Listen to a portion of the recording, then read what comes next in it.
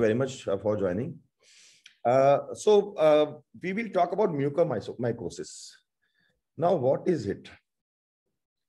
सबसे पहले तो ये है कि it grabbed my attention because suddenly it has become such a news. मैंने आपको बताया कि मैं कोविड की सब लेवल्स की डिग्रीज लेके एक महीने में आपके सामने हूं. मैं फिर से रिपीट करूंगा कि the severity score of my HRCT on was very very high and I went to the hospital. गलती हुई थी मुझसे, मैंने डॉक्यूमेंट किया है. I went to the hospital with 20% lungs, 20 to 25% lungs, and I had to, go through all that roller coaster and all that stuff. But मुझे ऐसा दिखाई दे रहा है कि ये जो चीज है, जो अटेंशन है अभी भी कोविड के रिकवरी के बाद भी, वो म्यूकरमाइकोसिस जो है, it whatever we now study and understand of this particular issue, हमें अभी भी we should not, जैसे कहते हैं ना क्रिकेट में कि I should not take off my eyes off the ball. So that is what I am supposed to be doing. I have recovered, but I should be mindful of this particular thing, mucormycosis. क्योंकि it is like, आसमान से गिरे और खजूर में अटके. It will be all okay if the next 15, 20, 30 days are also okay. And it is true not just for me, it is true for everybody. So इसीलिए मैं ये मानता हूं कि इसको डिस्कस करना बहुत जरूरी है. जो भी लोग कोविड से बाहर आ गए हैं, जो कि हमारे बहुत सारे लोग हैं, the number of people who are coming out of COVID is very large and I am happy and we are doing very well. But just 15-20 दिन और एहतियात के, 15-20 दिन और कंसंट्रेट करके, फोकस करके रखना जरूरी है. बिकॉज ये जो म्यूकरमाइकोसिस है, it is, they call it black fungus. So black fungus का इन्फेक्शन है जो कि जहां पे भी एक्सटेंडेड आपका कोविड ट्रीटमेंट है, वहां पे देखा गया है कि some of the people catch it. And significant इसलिए है कि it is very very dangerous and in many of the cases it is fatal.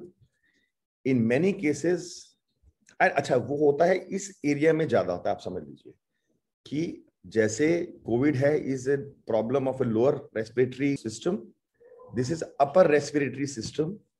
But upper respiratory system जो है, it involves our nasal cavity, our oral cavity, it involves sinus, and sinus से आगे वो eyes तक चले जाता है, eyes से आगे वो brain तक चले जाता है.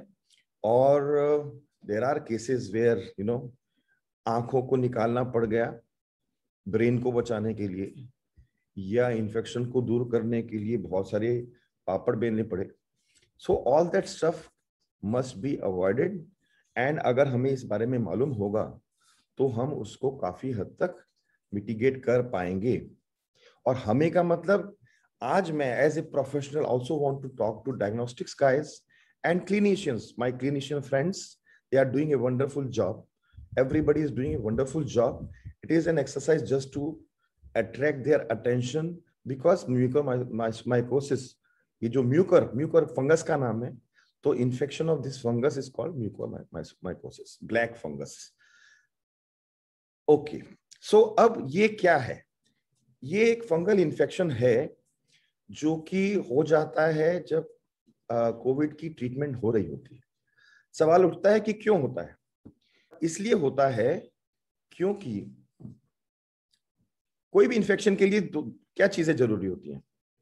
एक होता है प्री कंडीशंस जिसमें वो प्रोलिफरेट कर सके, और दूसरा वो खुद, that fungus, the spores of the fungus, right? तो these are the two things. Now let us examine कि ये दोनों चीजें कहां पे प्रेजेंट हो जाती हैं. वो हॉस्पिटल एनवायरनमेंट है, वहां पे वो जो फंगस है वो कहां से आ जाती है? Because it's a very very commonly found fungus It is there in the soil. It is there in raw water. It is there in vegetables and fruits. But वो ज्यादा होती है जहाँ पे वो fruits vegetables खराब हो जाते हैं या खराब होना शुरू करते हैं, वहां पे बढ़ जाती है. But other than that, it is even there in our nasal cavity. It probably is also resting in our sinus. आप समझ रहे हैं? तो इसका क्या मतलब है कि वो जो फंगस का जो बीज है, the seed, the spore, it might as well be present in our system itself.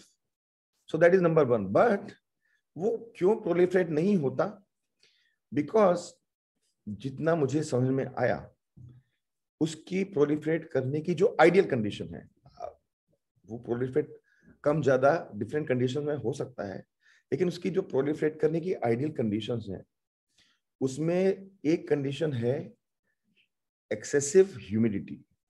95 to 98%, 90 to 95 to 98% relative humidity अगर होगी, तो that is a very conducive condition for the this fungus to grow. Mostly fungus जो है उनमें humidity की requirement लगती है. ये एक बात. दूसरी बात जो है, अब आप इससे सब अपने अपना सबक लेंगे, cues लेंगे, सोचेंगे क्या करना चाहिए, क्या नहीं करना चाहिए. I'm not here to prescribe. I'm here to highlight. I am here to draw your attention. Of course, I will have some things to suggest, but आप अपने अपने निष्कर्ष, अपने अपने इन्फ्रेंसेस भी निकालिए. दूसरी प्रीकंडीशन जो है उसको ग्रो करने के लिए, वो है 20 to 25 degree centigrade is the ideal temperature for this fungus to grow. ठीक है? इसका ये मतलब नहीं है कि 30 पे नहीं होगा, 35 पे नहीं होगा, लेकिन ideal condition for this fungus to grow is 20 to 25 degree centigrade. Okay, इसका मोटा मोटा मतलब ये निकल सकता है कि अगर ये मेरे assumption है और मैं समझता हूं कि किसी हद तक ठीक है. 37 years as healthcare student, I have developed some sense, and with that sense I am talking to you. So that इसका मोटा मतलब जो मैं बता रहा था कि शायद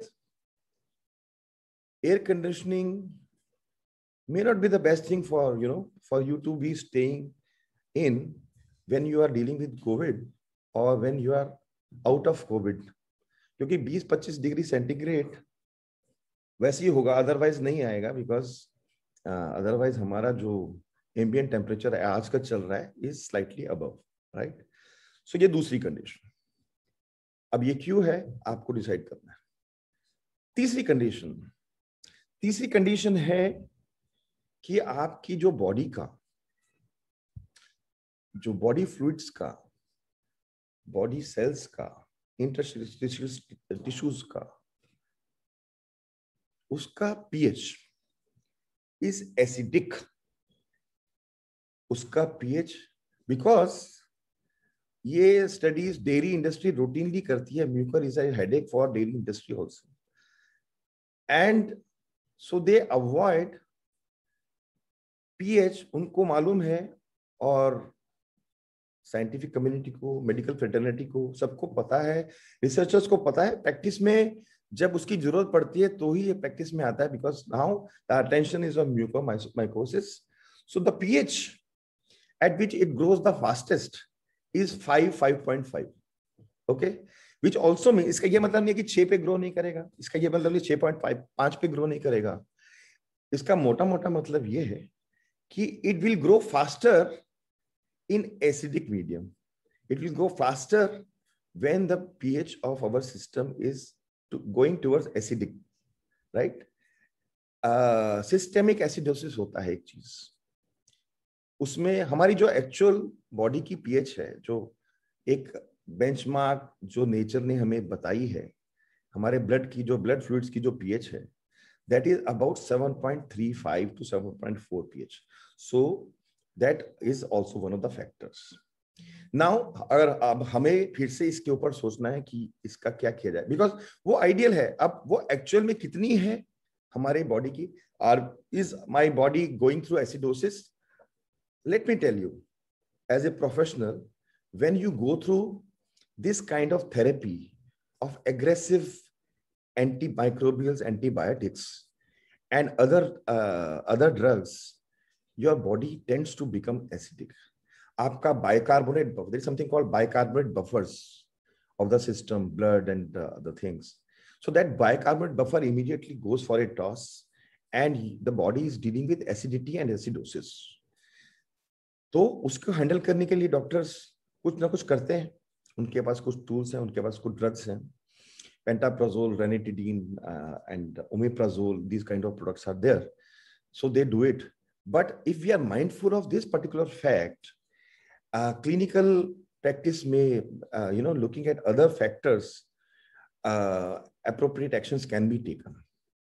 And now here is my advice and suggestion. It can be taken, it may not be taken.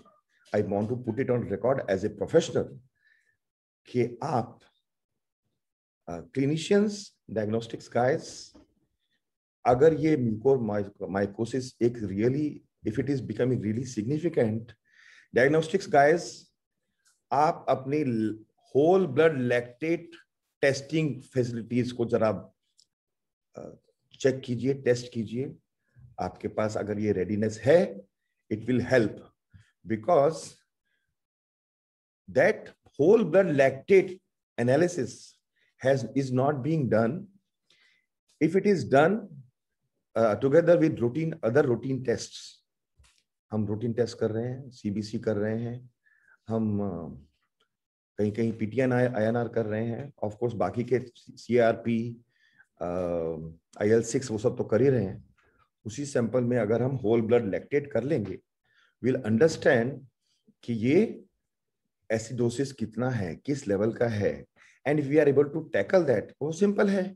आप कभी कभी रूटीन में भी प्रेस्क्राइब कर रहे हैं पेंटाप्राजोल कैप्सूल्स, ओमेप्राजोल कैप्सूल्स, या इवन पेंटाप्राजोल इंजेक्शंस. तो जब आपके पास क्वांटिटेटिवली आपके पास ये मालूम है कि आपको ये एसिडोसिस है, you will be easily able to handle it. And उस फंगस की ग्रोथ के जो आइडियल कंडीशंस हैं, उसमें से एक बहुत इंपॉर्टेंट कंडीशन जो है ये, उस एसिडोसिस को आप हैंडल कर लेंगे. And I am pretty sure microbiologist will agree, अगर पीएच लेवल आपका नॉर्मल, अगर बॉडी के डिजायर्ड लेवल 7.4 पे होगा, तो जो 5 पे सर्वाइव करने वाला, ग्रो करने वाला माइक्रोब है, वो ज्यादा कुछ नहीं कर पाएगा. I am 100% sure. Let microbiologist vouch for it. Let them come back if and when they see this on Facebook, and I would be waiting for somebody to tell me that. क्योंकि 2.5 pH का difference is a very significant difference for a microbe. Okay, so मैंने आपको ये एक tool बताया, doctors को, clinicians को, trust me, diagnostics guys, whole blood lactate test and then appropriate therapy is what will give a body blow to this fungus. और ये मुंह नहीं उठा पाएगी अगर आप ठीक टाइम पे इसको ऐसा करते हैं. दूसरा मैंने बताया कि as it is, air conditioning may not be the best thing for the patients of COVID and after COVID during the recovery.